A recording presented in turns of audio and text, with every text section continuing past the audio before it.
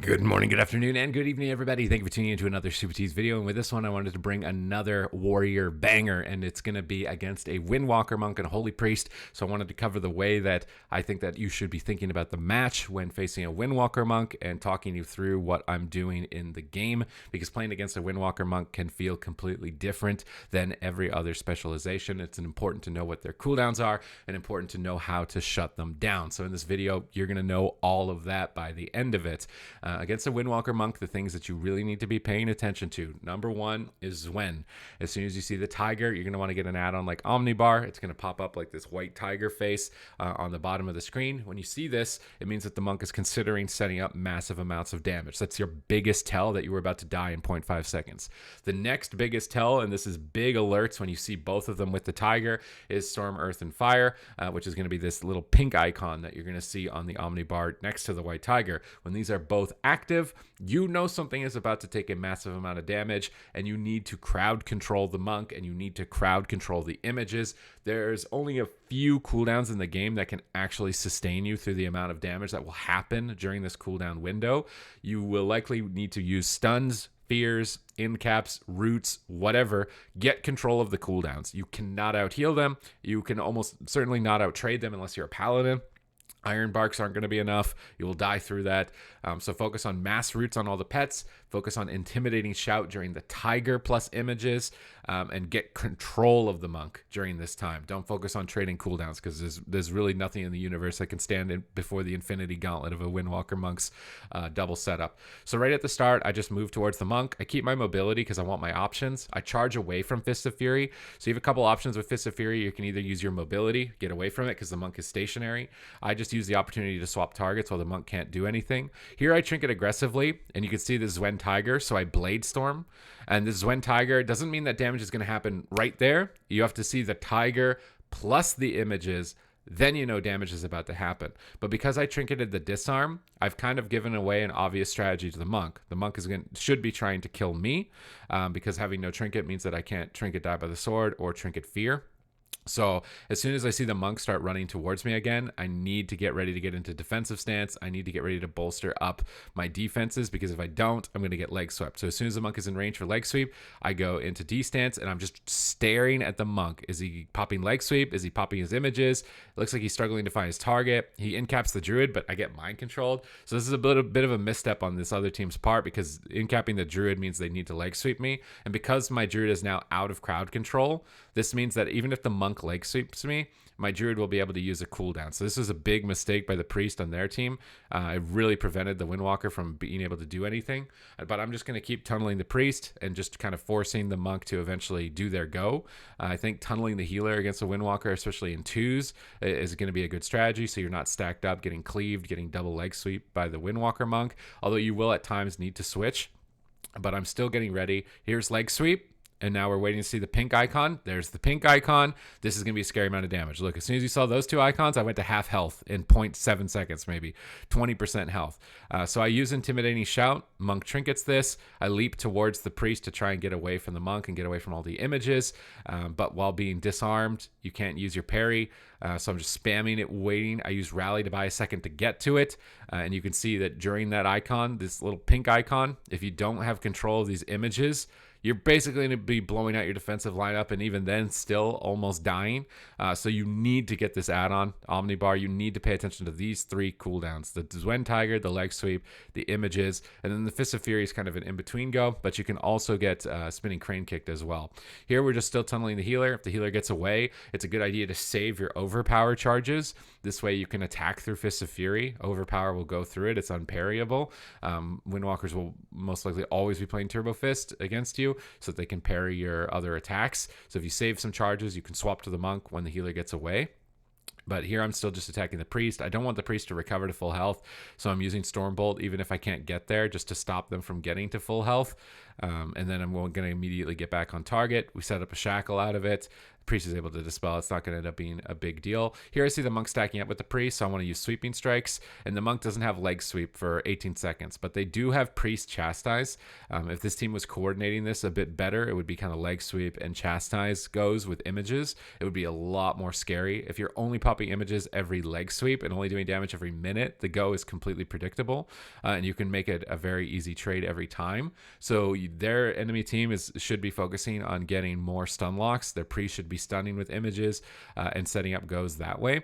But they're just not in this game or in this position, but that is something they should be looking to do. Here I see the monk leaving me alone, so I'm going to pop Avatar Warbreak. Should have Bladestormed. Protecting your Avatar and your Warbreak is important. Bladestorm would have immuned me to the Chastise. It would have immuned me to the Grapple. And this priest is actually not even playing Chastise Stun, so that's a big mistake. As a Holy Priest, you should almost always be playing Chastise Stun, especially if you're playing with melee DPS, because getting that extra stun is going to enable them a lot more. So now just tunneling the healer, we're going to use Sharpened Blade and hold the priest at low health.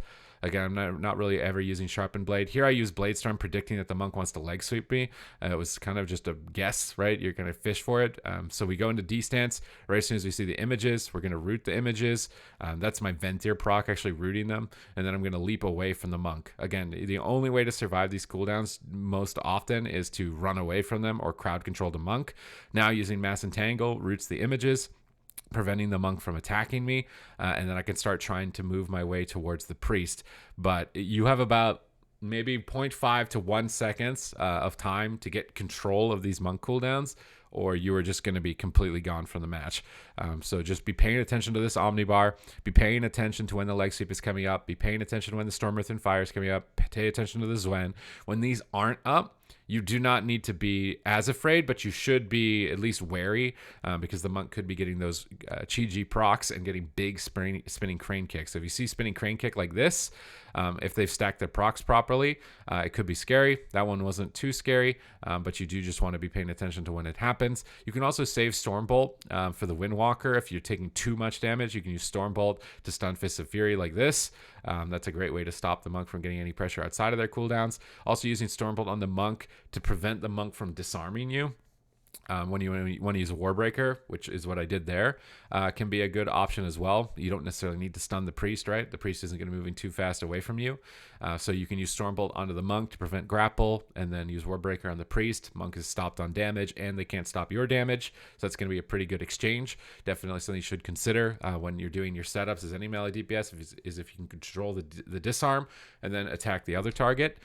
Here I've got the priest alone behind the pillar, so I'm going to pop it on use trinket. It lined up with my Euphoria proc a bit here, so that can be almost like a Warbreaker. Whenever you see your Euphoria procced, you want to be paying attention to that if you're playing Event or Warrior, because that's going to be your window to get cooldowns outside of your normal cooldown window. But here I'm watching my Druid. My Druid gets kicked, and if I see images popped here or something, then I might leap over and assist with him. But otherwise, I just want to continue to stay on the priest. There's no reason to come back right now because I'm going to get leg swept. You really want to wait for the monk to leg sweep before you come back over. And in reality, the monk ended up just swapping back to me. So we're looking at the Omnibar. We can see images are popped here. We can see Kevin, which means Bone Dust Brew is used. So we're going to use Fear to get control of the images, and we're going to stun the trinket and then pop our cooldowns and kind of just counterattack in the middle of their go. This way we've got sweeping strikes. We're going to get a massive hit of damage onto 2 targets during this. And because our Druid isn't in crowd control anymore and can root the images, we can kind of just stay in battle stance and get as much pressure out and actually just completely go for the kill. So in that position, it's a kind of a gamble whether or not you would want to stay in battle. You could play it safe if you'd like to when images are out and just stay in D stance. But if you can see that the images are under control, it would be better to maximize your damage. It's just one of those things that I leave as kind of a cautionary thing, because sometimes the cooldowns can just clip you. Maybe he gets a spinning crane kick proc and one of his images was rooted slightly closer to you and cleaves you for 1 millisecond and you die. But these are the cooldowns that are killing you as a Windwalker monk. These are the moments in time that you need to know before they happen, and you need to have some add-ons, in my opinion, to help you track them. You can get Gladiator Losa, you can get some weak auras, you can get this Omnibar, depending on if you want your alerts to be visual or audio. Generally, both of them isn't a bad idea, because sometimes you might be distracted looking at something else, so the audio cues you, or sometimes you don't listen to the audio, you see something visually. But having as many different options to deal with shutting down those cooldowns is going to be what you need, because right now, The game is all about cooldowns and about some of these procs. You might have like a cooldown go and then a proc go in between. So if you don't know how to deal with them or you don't know when they're happening, you're just going to be falling over. You're going to be struggling to figure out what's going on. You're probably going to throw your hands up in the air. And sometimes even when you do know what's going on, you're probably going to die. Sometimes, especially if you're playing threes where it's multiples of these cooldowns stacked up together. But I just wanted to make this video to go over my thoughts, kind of from the warrior perspective on how to deal with the Windwalker monk, but also just more generically how to deal with the Windwalker monk. Other than that, I hope that you enjoyed the video. If you did, please leave a thumbs up, comment down below with your thoughts. What would you like to see? What type of content do you want to see on the channel here? This is, again, supposed to be a great resource for education, entertainment, and news. So if you want to stay up to date with the patches, make sure you're subscribed, because I'm always getting that information up here in real time, giving you some opinion on it, what do I think coming forward with these upcoming changes. So if you want that type of content, make sure you're subscribed. And also, maybe if it piques your interest in the future, this is a great channel to be subscribed to as well. Other than that, thank you very much for watching. You can follow me on twitch.tv/Supatease if you'd like to watch me live. We do viewer games every day at 11 a.m. PST, and I am trying to find 3v3 games towards the evening for some high-end play as well. So if you want to see some high-end and also get into the action yourself earlier on in the day, then that channel is going to be a great place to be. Other than that, thank you very much for watching the video, and I will see you in the next one.